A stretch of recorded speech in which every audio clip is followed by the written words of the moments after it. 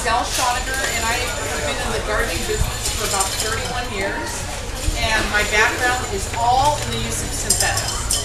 And you might say, well, why are you teaching an organic gardening class then? Because I've learned some new things, yes. Here's what I really feel is how we have to look at things. You have to really kind of decide, do you want something that's petroleum-based and salt-based and that's manufactured synthetically, or do you want the next best thing, which is something that's natural and organic? Because there's how much really at this point on the planet is as pure as any of us would like to think of it as being. I mean, the smile on a kid's face, that's about the purest thing I can think of. So really, I think we're all transitioning now towards a safer way of gardening, and that's really how it's becoming. So all chemical fertilizers, the primary focus for chemical fertilizer is to feed the plant, but it does nothing beneficial for the soil. As a matter of fact, chemical fertilizers are salt-based and they're acid-based. So when you think, and they're petroleum-based, okay, they're all they're synthetically oriented. And these numbers typically are a 20-20-20, right? When I started teaching people about organic fertilizers, they would look at a 4-4-4 and say, oh, please, give me a 20-20-20 or a 16-16-16, right? Well, that chemical fertilizer, one of the reasons people liked using chemical fertilizers was because they released very quickly. It pushed that plant to grow very fast. But when you force a plant to grow really fast, the kind of plant that you get is a plant with a very thin cell wall. That means thin leaves, thin stems, thin flowers. Then the other end of the pie is the fact that these materials are salts. When they go down through the soil profile, they literally take all the moisture right out of those living organisms. They call it osmotic shock. They dry and desiccate the very organisms in the soil that make the soil healthy. So pre-1940s, farmers were organic, right? Farmers knew how to use a cover crop, clover, or a blend of a cover crop, a green manure crop. They would grow the crop, let it grow, maybe 6 or 12 inches, mow that down, and then turn that material back into the soil. That's how they would build healthy soil. They would also rotate crops. Instead of using the same type of crop every year, they knew how to rotate a crop so that whatever crop they were growing wouldn't take all the nutrients out of the soil. But in the 1940s, which was the biggest push for creating these chemical fertilizers, what else were we using in the 1940s, nitrates and phosphates for during World War II? We know that we were using these materials for other things, for the war efforts. The science of NP and K, nitrogen, phosphorus, potassium, calcium, magnesium, what plants needed to grow, we knew that for many, many years. But we started creating them in a synthetic format during the 1940s. You had to convince an organic farmer to transition his plot into using chemical fertilizers. But once they tried it, here's what happened. Because that chemical released so quickly, all of a sudden they were having these yields that they had never had before in a very short amount of time, perfect looking produce. Larger yields than they'd ever seen in a much shorter amount of time. Well, they were hooked. And the problem is we relied on it so extensively that we stopped thinking about what was going on below the soil system. Our focus from the 1940s until the mid-1990s was how can we dominate Mother Nature? How can we force her to grow so we can get larger yields and quicker production?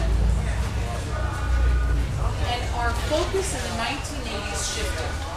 We started realizing that instead of focusing on what we can get out of the soil, how can we force growth, and how quickly we can get production, we needed to change our focus to what's going on below our feet. What's going on below the soil system? Maybe we need to learn some of the things that Mother Nature has in store for us to learn that will enhance overall plant growth and minimize the input of different types of chemical fertilizers, insect sprays, or pesticides or herbicides. And we changed our focus to understanding the biology of the soil. You were asking me about compost. Like what's this magic that's in compost? Why do organic farmers primarily use compost? It's the fact that we're focusing on the biological system in the soil. We shifted from dominance and forcing growth to a more sustainable approach. The way that we've been farming and gardening in this country since the 1940s, there's nothing sustainable about it. When you think of using organic materials, oftentimes in an organic gardening book, you'll hear someone say, feed the soil, not the plant. When we take it a step further, what we really mean is feed the living organisms in the soil. Feed the soil food web. That's the biological portion of the soil. We're going from a chemically oriented world. Okay. We were, pre-1940s, we were organic. Then we went into this chemical world, right? Now we're back into the organic world, and we're now focusing on the biological living organisms within the soil profile. We are completely in a different paradigm. When you use organic fertilizers and compost, or the compost that you make at home, that is the food source for the living organisms in the soil. They feed on it, they break it down. Plant roots now have a reservoir of nutrients to pull from whenever they need it. Instead of that short-term quick fix of a chemical, they always have nutrients at their roots. That produces a plant with a thick cell wall. When plants have thicker cell walls, they have thicker leaves, thicker stems, thicker flowers. Now plants can withstand more of what Mother Nature throws at it. Whether it's insect attack, or disease attack, or drought, or too much rain, too much waterlogged soil. Plants now, because they're sturdier and healthier, and we're building healthy soil, they now can sustain themselves much easier. So all chemical fertilizers, again, their focus is to feed the plant, and because they're salts, when they go down through the soil profile, they kill the biology in the soil.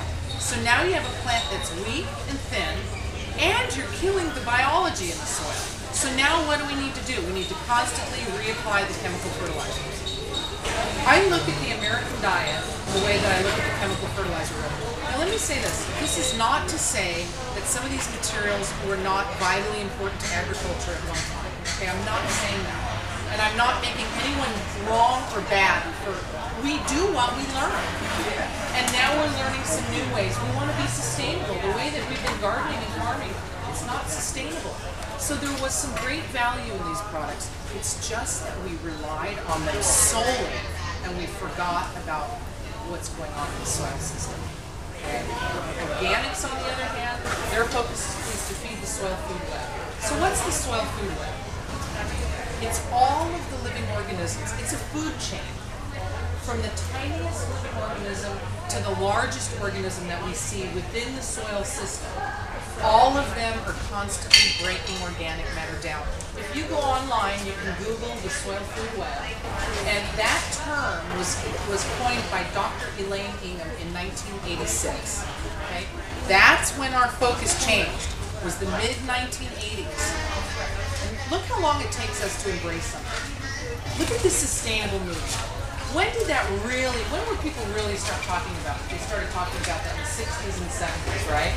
When we had this grassroots group of people, they were saying, look what we're doing to the waterways. We're polluting the water, we're polluting the air by burning, all the different lumber mills would burn excess wood and sawdust and rice hulls. Well, we were a company that took those materials and recycled them. We could make those into compost. We were talking about what impact are we going to leave on our children? Well, look, 30, 40 years later, we're now talking about being green and being sustainable because we realize we can't keep doing things the way that we're doing them.